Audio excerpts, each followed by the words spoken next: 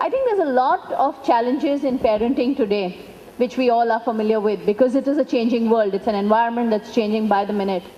And as a working person, as an entrepreneur, I face the same challenges which all of us do in managing our work lives and our home lives. My first business was a human resource consulting firm called Synergy, which I started in 2001. I sold the business in 2008, and hopefully it's still thriving. Then I took a sabbatical and I started a rural resort called Balaji Farms. That's not a commercial venture, it's a more fun thing. It's something I always wanted to do in my life. Build a farm, you know, put out horses and donkey carts and fishes and rowing and stuff like that. So I took a break and I set that up. As a mom entrepreneur, I think there are just a few things that we need to take care of.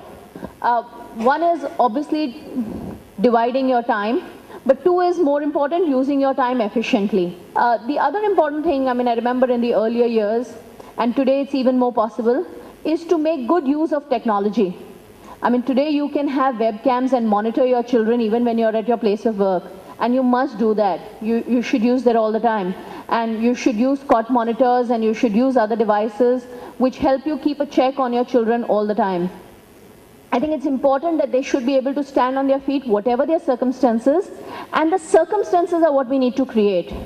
So we in the city don't tend to give them these options. And that's why I created Balaji Farms. My farm is a place where, of course, there's no television. What my daughter does there is rowing, fishing, planting, horse riding. She looks after the animals. We have ducks, dogs, doves, every creature that you can think of in the old MacDonald kind of rhyme.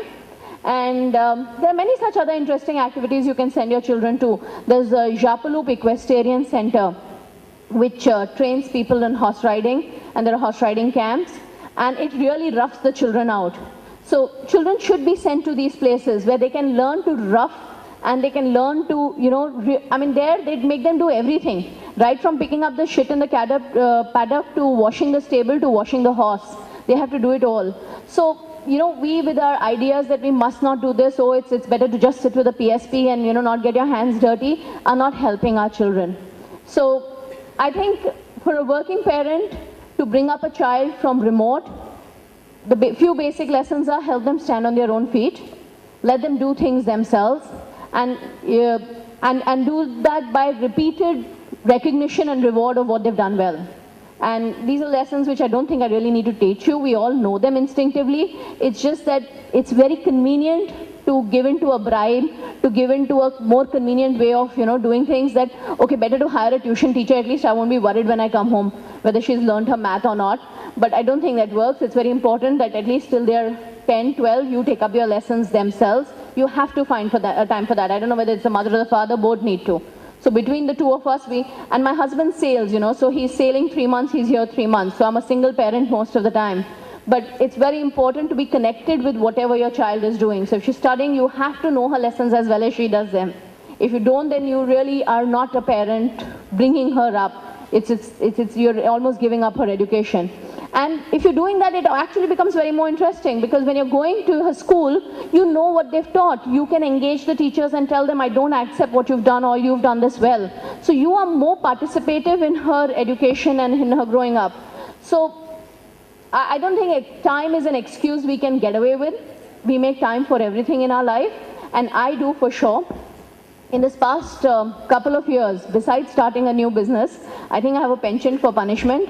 So I also started working with what is called India Against Corruption, the Anna Hazare movement for corruption, and I work very closely with Arvind Kejriwal now, and we are in the midst of forming Aam Aadmi Party. And I've got even more busier than I was.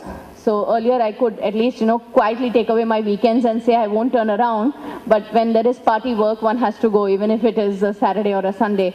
So it's not so convenient as it is when you're an entrepreneur to take a weekend off. It's more difficult now, but the child is now independent. So I'm quite proud that now she can look after herself. So she manages herself, she's figured out things, and you have to make her more and more independent. Like if she wants to walk to a nearby store, till a year ago I never let her go. So then a year back, I told her, okay, you're going to walk to the medical store and I'm going to walk 10 feet behind you, and you're going to walk as if I don't exist. So I just kept walking behind her. She went to the store, she bought what she wanted. I kept walking behind her as if we didn't know each other. And we didn't acknowledge each other until we entered the house and we burst out laughing. And then she was quite sure that, okay, she can do it again. So the next day she did it herself. She had nothing to buy, but she just wanted to go to the medical store herself and pretend that she had to buy something and come back. So now I'm okay. I know she can cross the road and she can go and she can get her stuff and come back. So it's important to spend some time training them and then leaving them to do their thing. And it's possible. And now when I'm busier, it's also important to have a support system. So when we formed a political party, the first thing I did was I wrote to my immediate family, whoever is available. Most of them have migrated. So we are a nation of brain drain. And the brains in my family certainly ran away. They left only this person behind. So, but I do have a few whom I can tap on sometimes. So I wrote to all of them, whoever are there in the system still existing, that guys, I'm going to be really busy now and I might need help with parenting and you need to be there for me. And well, they all said yes. I wasn't sure that they'd do that for me, but they did it. So it's important to create a support system. The help that I needed was, she was at, she horse rides, my daughter. And she was at a camp and usually she doesn't ever want me there. So, I mean, that's her place away and it's her own space. But this time she was going to do some really high level jumping. She was doing 5 feet jumps and all. And she was very keen that I come for her final day to see her jumping. And I just couldn't make it. Arvind Kejriwal was going to be in town that day and this and that. And she says, you and your Arvind Kejriwal, and he always comes at the wrong time and you're always busy at the wrong time. And I got all those bhashans from her.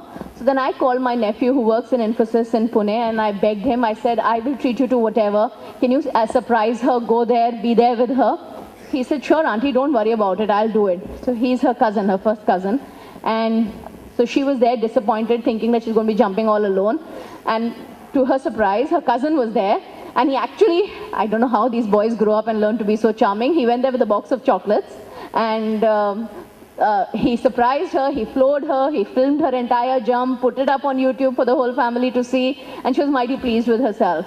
So I think it's important for us to create a support system. So there will be times when you just can't be there. There has to be somebody who will fill in your shoes.